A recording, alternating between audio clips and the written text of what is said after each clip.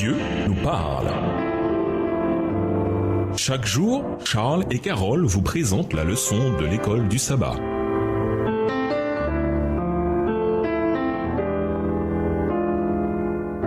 Bienvenue dans votre émission Dieu nous parle. Nous voilà à la leçon 5 qui va du 23 au 29 avril.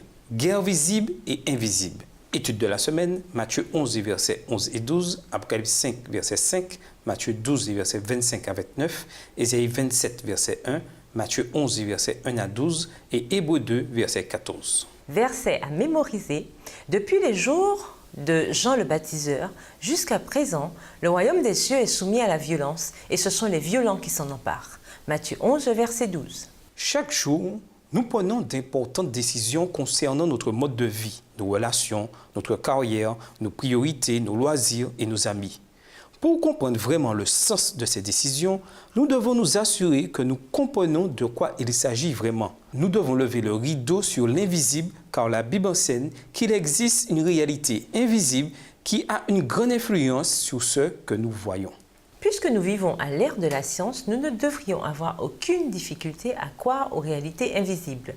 Nous qui connaissons l'existence des rayons X, des ondes radio et du Wi-Fi, nous devrions sans mal croire en ce que nous ne voyons pas. Pour chaque appel téléphonique passé sur notre portable, pour chaque émission par satellite regardée, nous comptons sur des réalités invisibles qui rendent ces expériences visibles et audibles réelles. Et en effet, le grand conflit entre le Christ et Satan forme l'arrière-plan invisible du monde visible que nous connaissons au quotidien. Cette semaine, nous examinerons des textes tirés de Matthieu et d'ailleurs qui dévoilent ces forces invisibles ainsi que l'impact qu'elles ont sur nos vies et sur nos choix ici-bas. Et nous vous laissons avec la pensée du jour. Sans lumière, la vie serait impossible. Dieu nous donne la vie en nous aidant à distinguer le bien du mal. Au revoir. Et à demain si Dieu veut. Dieu nous parle. Chaque jour, Charles et Carole vous présentent la leçon de l'école du sabbat.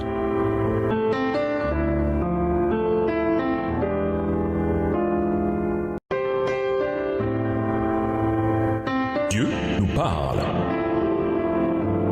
Chaque jour, Charles et Carole vous présentent la leçon de l'école du sabbat.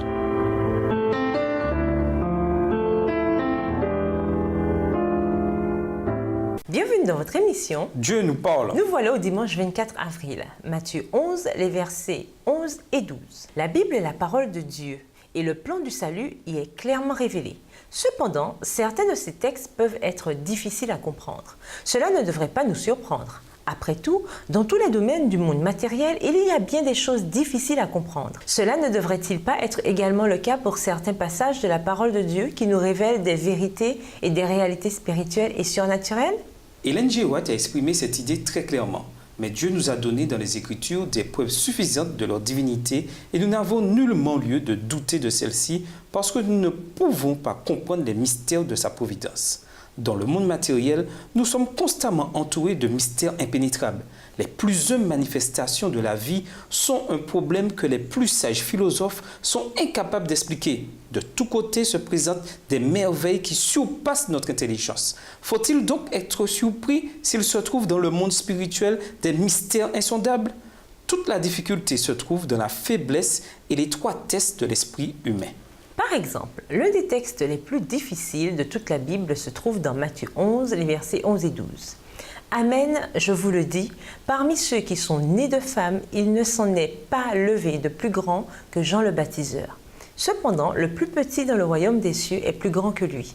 Depuis les jours de Jean le baptiseur jusqu'à présent, le royaume des cieux est soumis à la violence et ce sont les violents qui s'en emparent.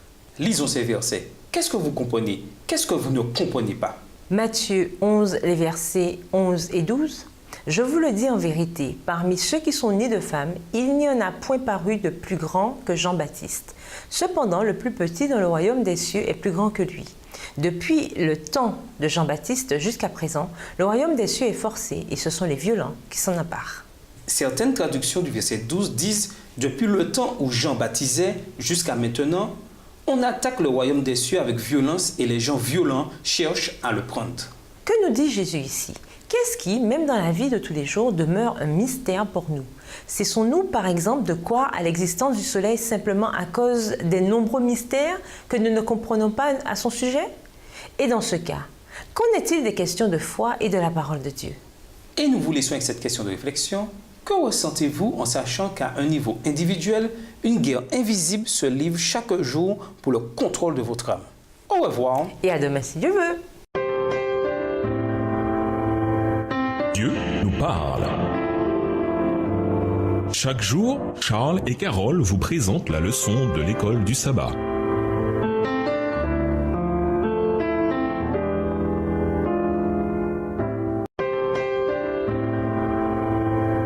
Dieu nous parle. Chaque jour, Charles et Carole vous présentent la leçon de l'école du sabbat.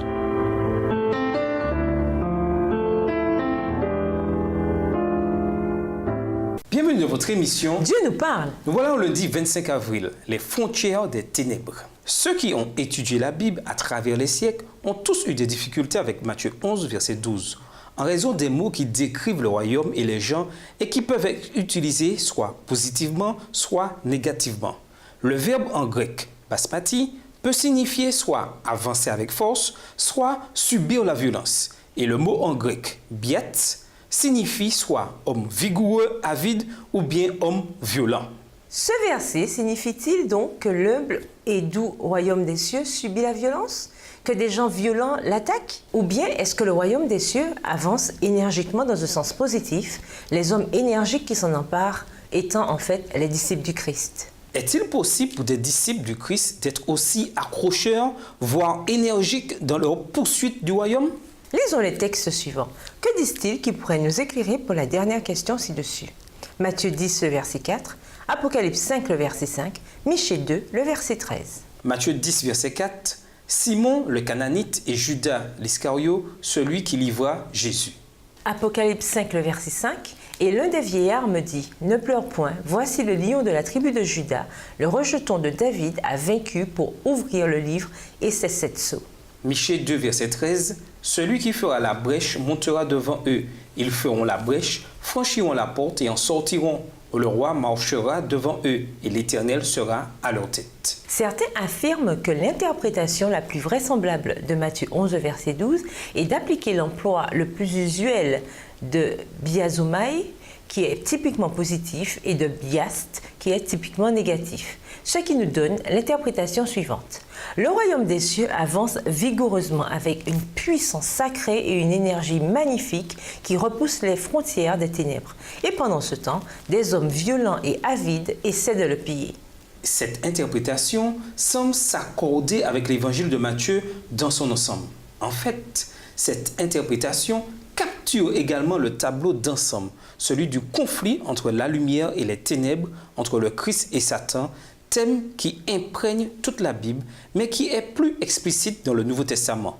Il y a bien une guerre, visible et invisible, qui nous concerne tous. Nous devons tous choisir notre camp et nous vivons tous dans cette guerre chaque jour, que nous la comprenions ou pas. Voilà ce que c'est vivre au sein du grand conflit. Et nous vous laissons avec la pensée du jour. Gardons les yeux fixés sur Jésus, dont notre foi dépend du commencement à la fin. Au revoir. Et à demain si Dieu veut. Dieu nous parle. Chaque jour, Charles et Carole vous présentent la leçon de l'école du sabbat.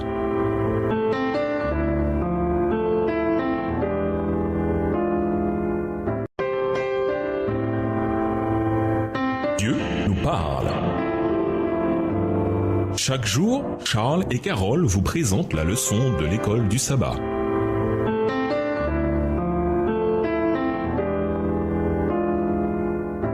Bienvenue dans votre émission. Dieu nous parle. Nous voilà au mardi 26 avril, la vision guerrière du monde. Quel que soit le véritable sens de Matthieu 11, verset 12, comme nous l'avons vu hier, le verset contribue en tout cas à révéler la réalité du grand conflit. Il nous décrit une lutte, un combat, et, comme on le voit dans d'autres textes bibliques, ce combat est, par essence, celui qui fait rage entre le Christ et Satan. Que nous disent les textes suivants sur la réalité du grand conflit? Matthieu 12, verset 25 à 29, Ésaïe 27, verset 1, 1 Jean 5, verset 19, Romains 16, verset 20, Genèse 3, les versets 14 à 19, Éphésiens 2, verset 2 et Éphésiens 6, les versets 10 à 13. Matthieu 12 et versets 25 à 29. Comme Jésus connaissait leurs pensées, il leur dit « Tout royaume divisé contre lui-même est dévasté, et toute ville ou maison divisée contre elle-même ne peut subsister. Si Satan chasse Satan, il est divisé contre lui-même. Comment donc son royaume subsistera-t-il ? Et si moi je chasse les démons par Belzébul, vos fils, par qui les chassent-ils ? C'est pourquoi ils seront eux-mêmes vos juges. Mais si c'est par l'Esprit de Dieu que je chasse les démons, le royaume de Dieu est donc venu vers vous. Ou, comment quelqu'un peut-il entrer dans la maison d'un homme fort et piller ses biens sans avoir auparavant lié cet homme fort ? Alors seulement il pillera sa maison. Ésaïe 27, verset 1.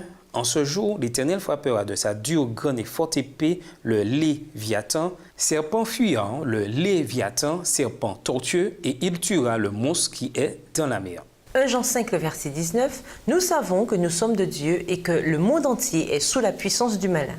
Romains 16, verset 20, le Dieu de paix écrasera bientôt Satan sous vos pieds. Que la grâce de notre Seigneur Jésus-Christ soit avec vous.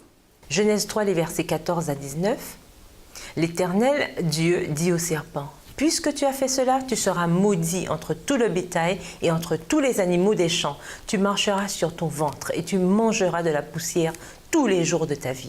Je mettrai inimitié entre toi et la femme, entre ta postérité et sa postérité. Celle-ci t'écrasera la tête et tu lui blesseras le talon. » Il dit à la femme, « J'augmenterai la souffrance de tes grossesses. Tu enfanteras avec douleur et tes désirs se porteront vers ton mari, mais il dominera sur toi. » Il dit à l'homme, « Puisque tu as écouté la voix de ta femme et que tu as mangé de l'arbre au sujet duquel je t'avais donné cet ordre, tu n'en mangeras point. Le sol sera maudit à cause de toi. C'est à force de peine que tu en tireras ta nourriture tous les jours de ta vie.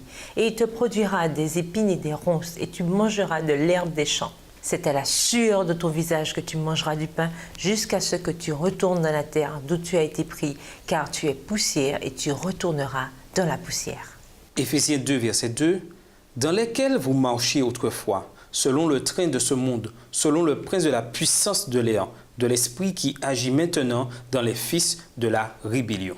Éphésiens 6, les versets 10 à 13. Au reste, fortifiez-vous dans le Seigneur et par sa force toute puissante.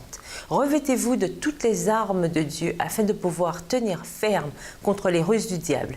Car nous n'avons pas à lutter contre la chair et le sang, mais contre les dominations, contre les autorités, contre les princes de ce monde de ténèbres, contre les esprits méchants dans les lieux célestes.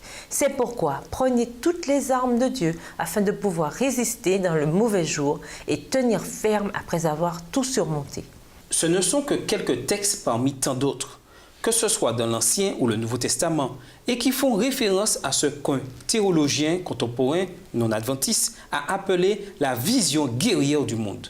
L'idée selon laquelle une bataille fait rage entre les puissances surnaturelles du cosmos, une guerre dans laquelle nous sommes tous impliqués d'une manière ou d'une autre. Cette notion n'est bien évidemment pas nouvelle pour les adventistes du 7e jour. Elle fait partie de notre théologie depuis les premiers jours de notre Église.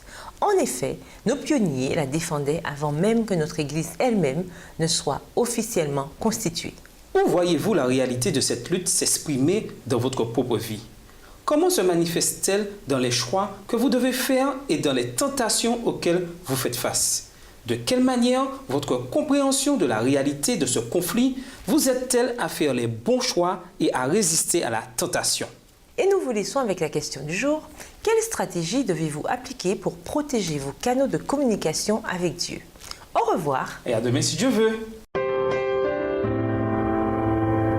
Dieu nous parle. Chaque jour, Charles et Carole vous présentent la leçon de l'école du sabbat.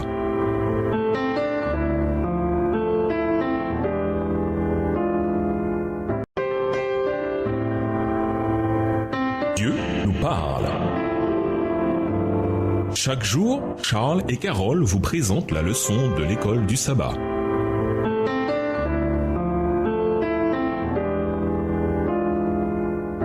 Bienvenue dans votre émission. Dieu nous parle. Nous voilà au mercredi 27 avril, quand la bataille devient féroce. Comme nous l'avons déjà vu, les paroles de Jésus dans Matthieu 11, verset 12 bien que profonde, révèle que le royaume de Dieu ne va pas s'établir sans lutte ou sans combat. Ce combat, selon notre compréhension, est le grand conflit qui continue de faire rage et qui continuera jusqu'à la destruction finale du péché de Satan et des perdus. Et parfois, ce conflit devient dangereux.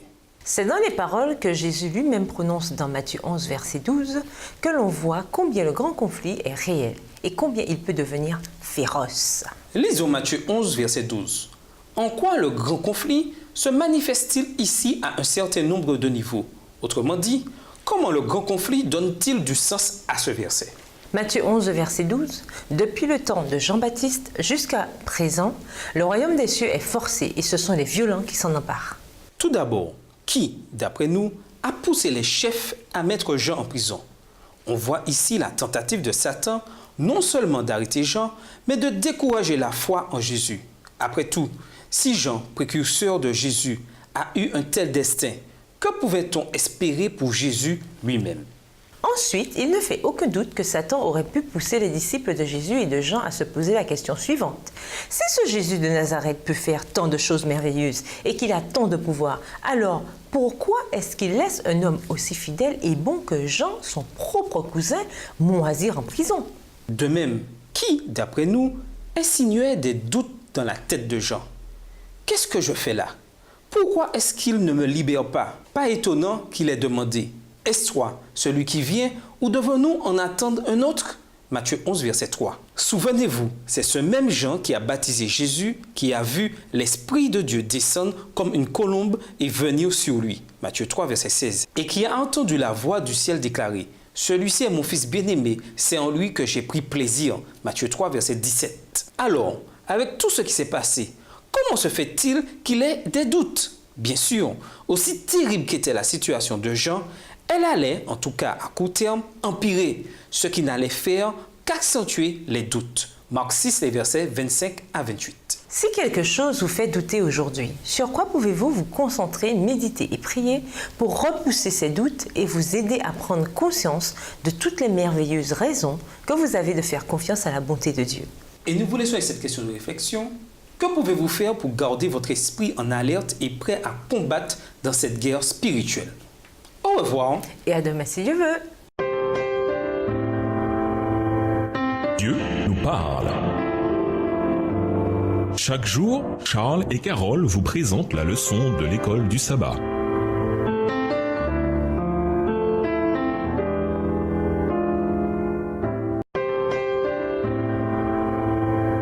Dieu nous parle. Chaque jour, Charles et Carole vous présentent la leçon de l'école du sabbat.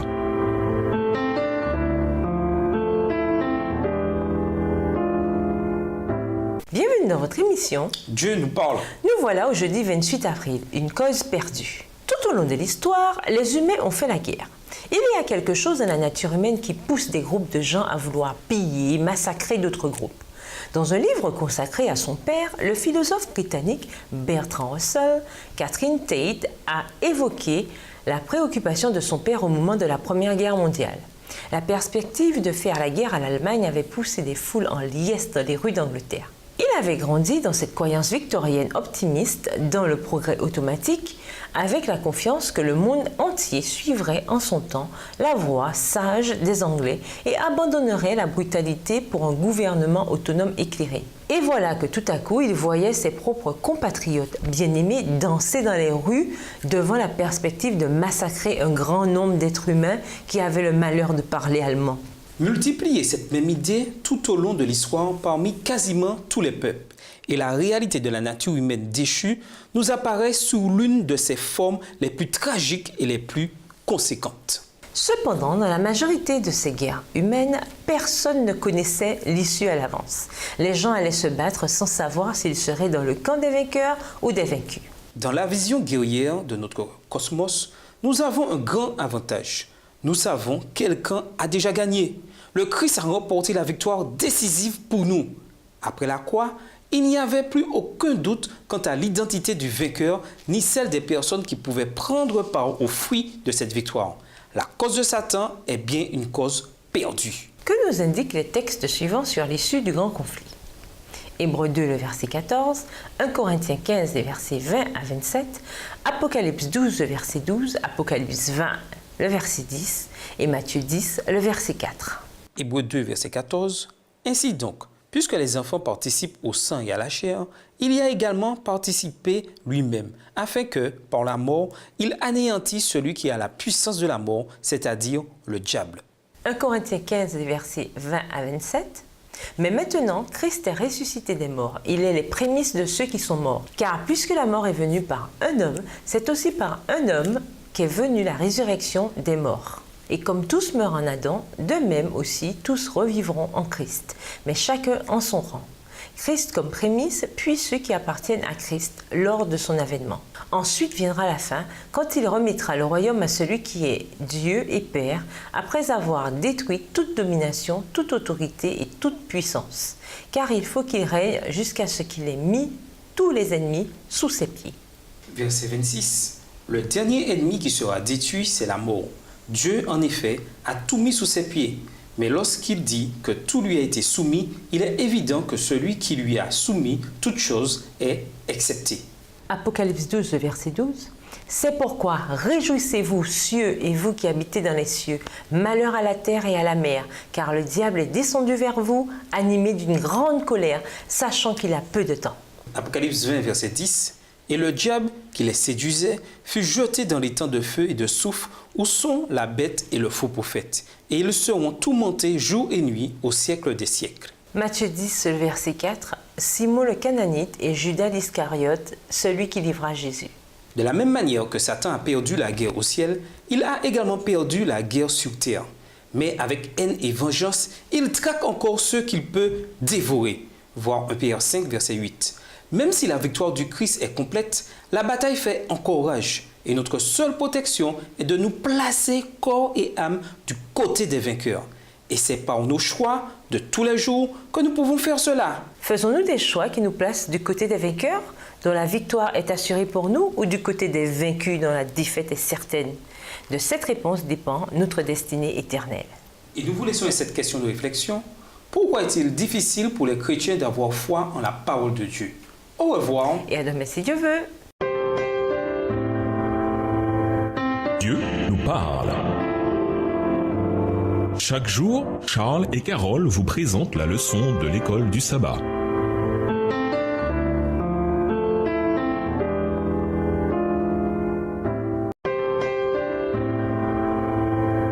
Dieu nous parle.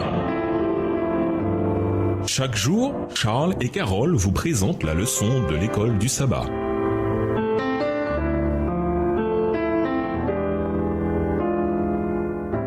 Bienvenue dans votre émission. Dieu nous parle. Nous voilà au vendredi 29 avril. Pour aller plus loin, qui parmi nous ne connaît pas la réalité du grand conflit? Nous connaissons cette guerre car nous la sentons en nous chaque jour. Nous vivons dans un monde détraqué, un monde maudit, marqué par l'angoisse et la souffrance.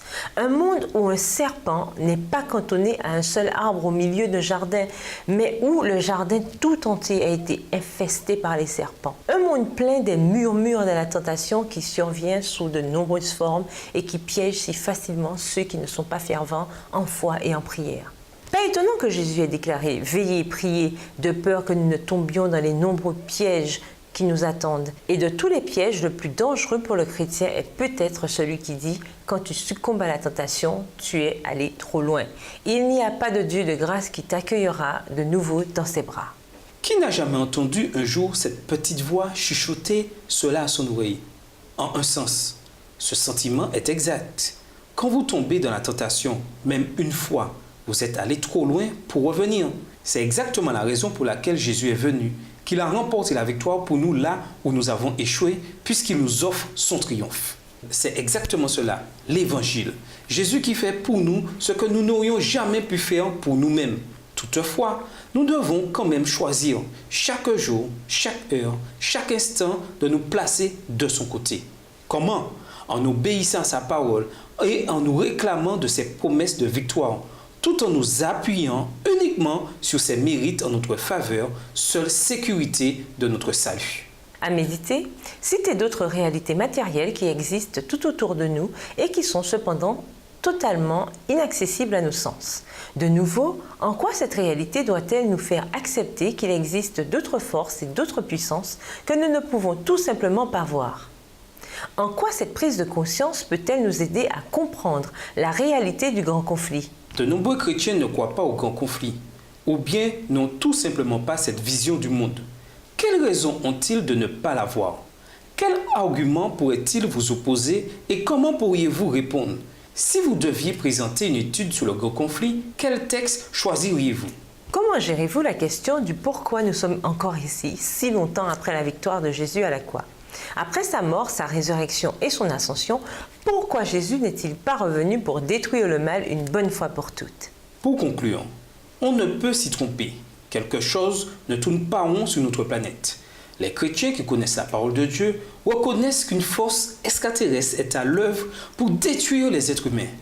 Même ceux qui ne croient pas en Dieu trouvent difficile de considérer que l'espèce humaine puisse survivre étant donné le cours actuel des choses. Cependant, nous ne sommes pas sans espérance. Par la vie, la mort, la résurrection, l'ascension et la médiation de Jésus, Dieu a remporté la bataille contre Satan et enfoncé un pieu dans le cœur du mal à tout jamais. Si nous demeurons en Christ, nous pourrons faire l'expérience de cette victoire chaque jour de notre vie.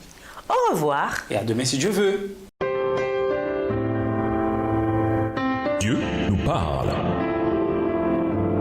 Chaque jour, Charles et Carole vous présentent la leçon de l'école du sabbat.